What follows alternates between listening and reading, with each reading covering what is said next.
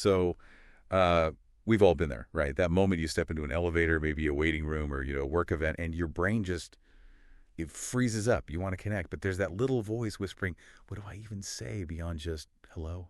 Mm. It's a subtle anxiety, I think, but definitely a real one. Well, today we're taking a real deep dive into what many people might dismiss as just small talk. But it is, in fact, a really crucial social skill. We've pulled together insights from, well, a whole stack of notes, some research, even communication theory, all designed to kind of decode the structures, the psychology, and honestly, the surprising power of these everyday conversations.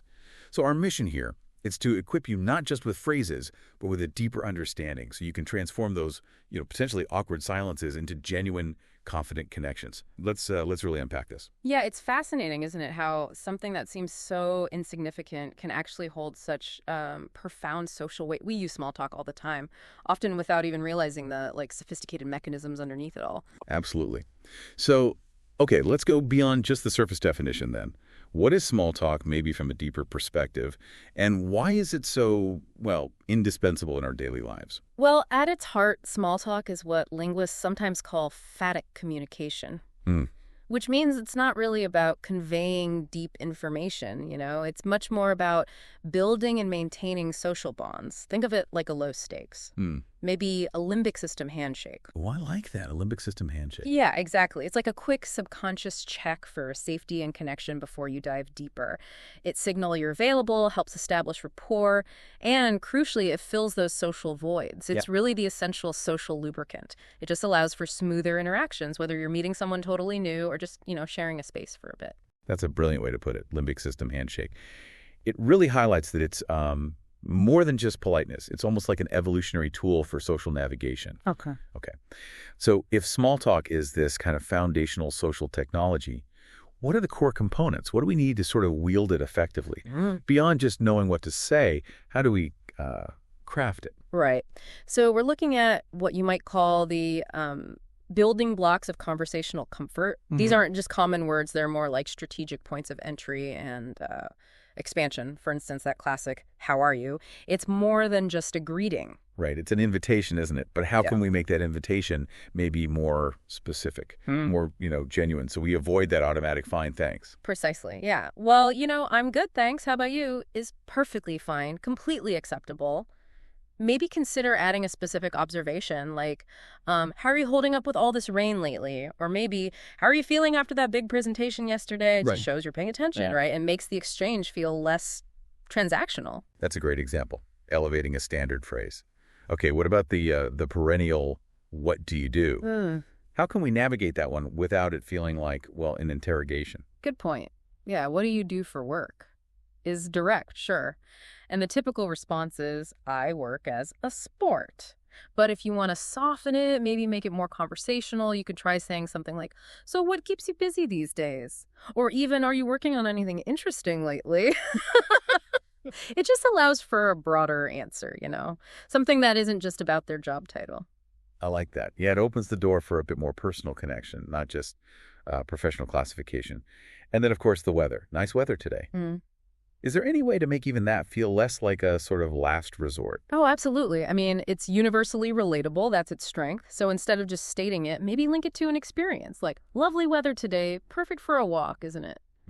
Or if you haven't seen someone in a while, that warm, long time no see is just excellent for reestablishing connection. It instantly signals that you have some shared history. Right. And if you're looking for an update, but you don't want to pry too much, what's new is a good sort of open-ended option. Exactly. Which, can elicit a casual, not much, or, oh, just busy with work, or maybe even a more specific update. And then for polite exits, things like, see you soon, or take care, those are pretty crucial for leaving a positive kind of open-ended impression. These phrases, when you use them strategically, they actually reduce the cognitive load, so you can focus more on the person, not just scrambling for the words. Yeah, it's about having that mental toolkit ready to go, isn't it? So you're not sort of fumbling in the moment. Okay, now let's talk about the underlying architecture of these interactions. We often take grammar for granted, but how do specific English grammar structures really serve small talk, especially for, an audience that already has a grasp of the basics?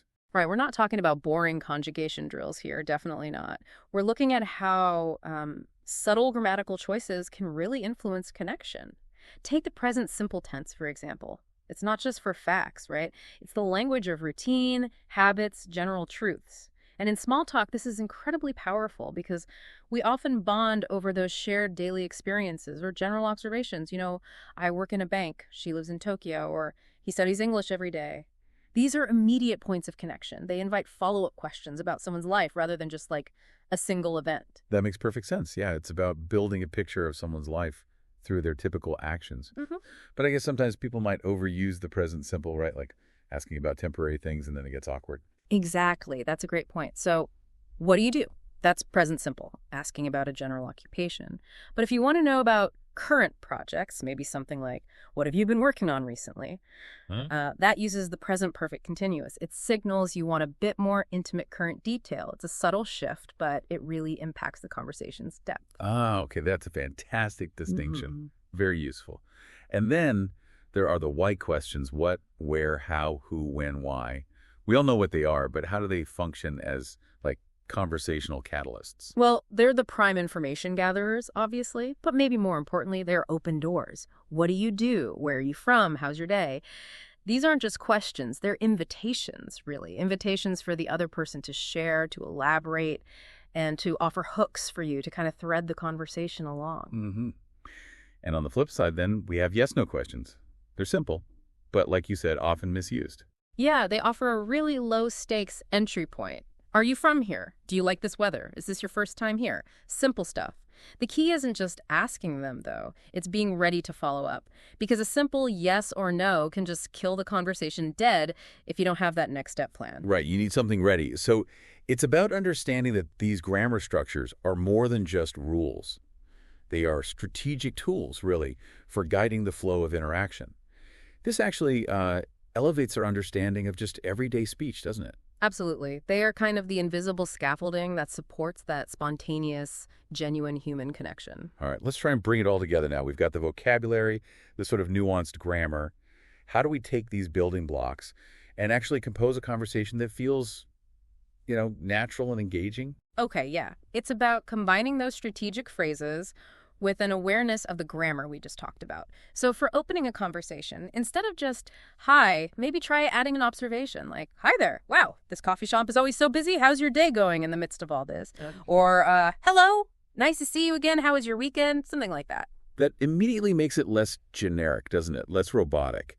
And what about that universal weather talk, which, let's be honest, often feels like a fallback? Right. Well, lean into it, but add something. Lovely weather today, isn't it? I'm so glad the sun finally decided to join us. Or, wow, it's surprisingly cold this morning, isn't it? Makes me want to just stay bundled up inside.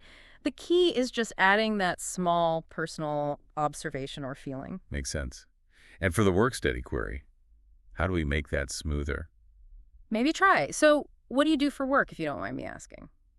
That little addition acknowledges it's a personal question. Or if you have some prior context, maybe, are you still studying or have you started working now? And when you respond, add a small detail yourself.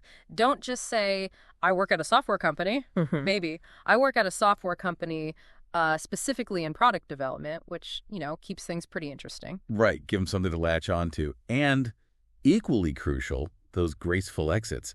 Sometimes ending a conversation can feel even more awkward than starting one. Oh, absolutely. So try to make it specific. It was genuinely nice talking to you. I really enjoyed hearing about your trip. Okay. Or, see you later. Hope the rest of your day goes smoothly.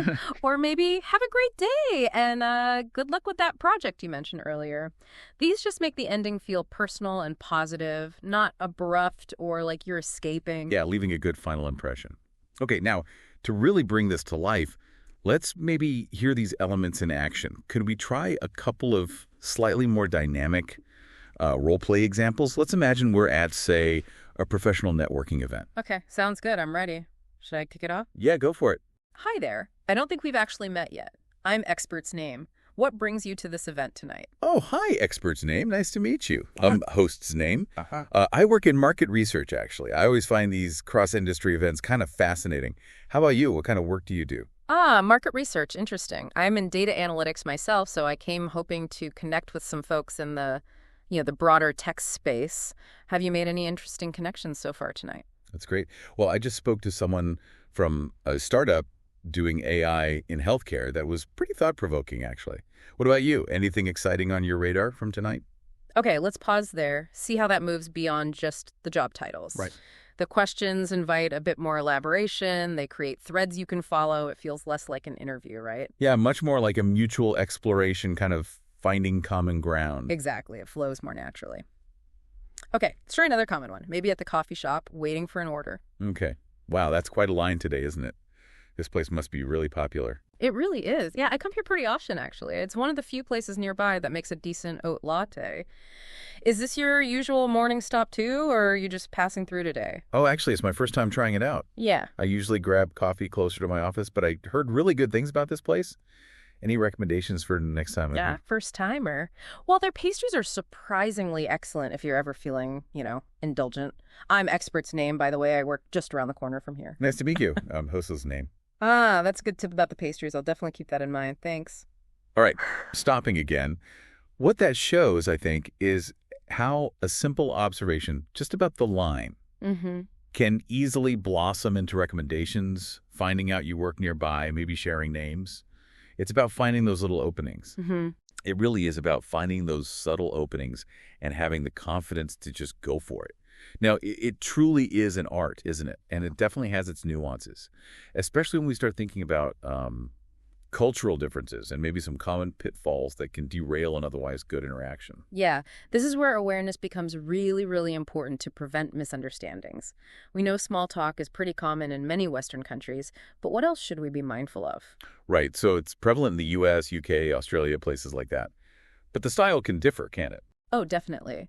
For instance, in the UK, you might find humor and irony are more common, perhaps a bit more understatement, whereas in the US, maybe more directness, more open enthusiasm. But a crucial universal truth pretty much everywhere is steering clear of the big three: politics, religion, and personal finance. Unless you have a really deep established relationship, of course. And this isn't just etiquette advice. From a social psychology angle, these are really high-stakes topics. They can trigger defensiveness or strong emotions very quickly, which makes them, frankly, terrible choices for building initial rapport. That's such a critical point. Yeah. And the regional differences you kind of hinted at earlier. Right. Well, while it's not a strict rule, in many Asian cultures, for example, initiating direct small talk with complete strangers in public might be less common. It could even be seen as a bit intrusive sometimes. There's often a greater emphasis on, say, group harmony and avoiding direct imposition on others. Just being aware of this helps you calibrate your approach, And it raises an important question: why do these cultural differences exist? Often it's rooted in deeper societal values around things like privacy, indirect communication styles, and maybe the speed at which social trust is typically built. That's incredibly insightful, and definitely something many of us might not automatically consider when we're just trying to be friendly. Yeah. Okay, so beyond those cultural nuances, what are some common pitfalls or mistakes people stumble into when they're attempting small talk? Well, one of the biggest kind of faux pas is violating what communication scholars sometimes call proxemics, but in a conversational sense, basically getting too personal too soon. It's not just about physical space, but conversational distance. Asking about someone's marital status or their salary or detailed personal health issues the very first time you meet them. That's definitely overstepping that conversational boundary way too early. Yeah, definitely reads the room wrong. And then there's the dreaded single-word answer. That could just kill a conversation faster than it can't it. Oh, you hit it right there. Yeah. The trap of answering only yes or no without offering any further explanation or, crucially, a follow-up question. It forces the other person to do all the heavy lifting. Conversationally, it makes it feel like pulling teeth. You've got to offer them a hook, something to work with. Absolutely. And a really big one, I think, often overlooked. Yeah. Forgetting to return the question. Yes. Crucial for what we call rapport management. After someone asks you, say, "How are you?" The essential next step is to reciprocate. "I'm fine, thanks. And you?" Or, "How about yourself?" It keeps the exchange balanced, it shows you're actually engaged, and it signals that you're interested in them, not just, broadcasting about yourself. Wow, what a deep dive this has really been. We've gone way beyond just the simple definitions of small talk, haven't we? We explored its psychological underpinnings, that phatic communication idea, the limbic system handshake. We've hopefully equipped you listening not just with phrases, but with real insights into their strategic use. understanding how even subtle grammar choices can shift the whole tone of an interaction. We saw these principles in action, hopefully, and navigated some of those critical cultural nuances and common conversational pitfalls. Yeah, it's hopefully a more complete toolkit for building genuine connections, not just, filling silence awkwardly. Exactly. And really, the best way to integrate all these insights is just to put them into practice. We really encourage you to start observing the small talk happening around you. And then, maybe a bit courageously, start applying these principles in your own daily life. Start small. Maybe try adding that specific observation to your "how are you" next time you're at the grocery store checkout. Or perhaps use a more open-ended question in your next Zoom meeting icebreaker. Even just one small shift, practice consistently, can make a world of difference over time. So here's a final, maybe provocative thought for you to consider. When you start to elevate small talk, moving it from just mere politeness to a conscious act of connection, what unexpected opportunities might actually unfold? Could mastering these seemingly insignificant exchanges actually unlock doors to richer relationships, maybe surprising collaborations, or simply a greater sense of belonging in the everyday moments of your life? What new connections might you forge just by being ready to genuinely engage? The possibilities really, once you see small talk for what it truly is, they might be kind of endless.